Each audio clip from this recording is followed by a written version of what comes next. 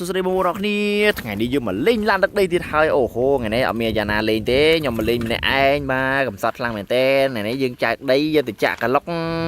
ở lời dương thưa ca cai tâu đun đun đun đun đun đun đun đun đun đun đun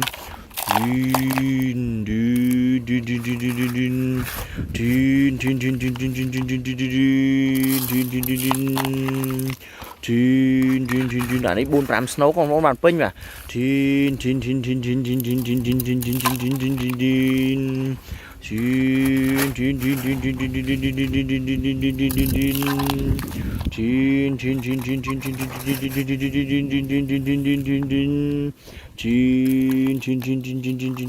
ở lại pin nha nhưng thua cả bác lan tâm một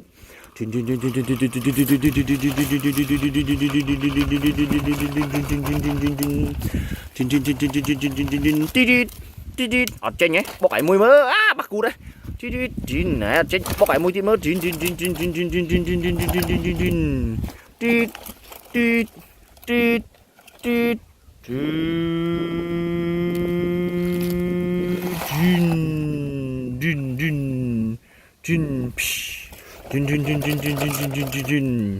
này bạc chưa ngại chết chín để xem mà anh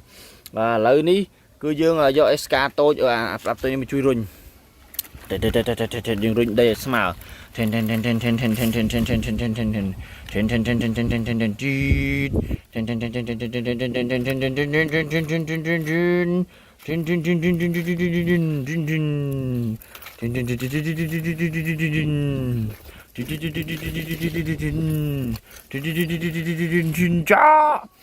cho ba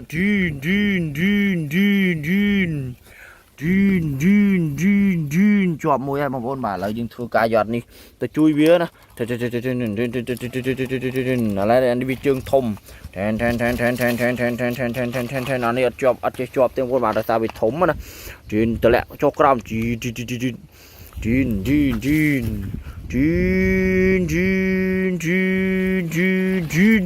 ok trên làng ru chơi là thông tới vinh rồi ra chọn chọp đi ok rồi chơi